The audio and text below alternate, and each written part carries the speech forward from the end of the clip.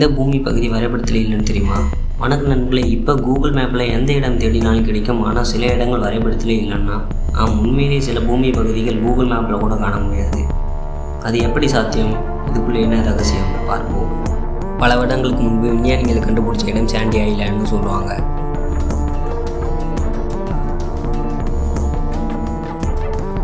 அது பசிபிக் ஓஷனில் இருக்குன்னு சொல்லியிருந்தாங்க.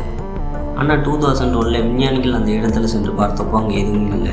இந்த தென் பசிபிக் நாட்டின் ஒரு பகுதியில் கேரல் சி வரைபடத்தில் காணப்பட்ட மர்ம தீவு ஆகும். அது வரைபடத்தில் மட்டும் இருந்தது உண்மையே இல்லை.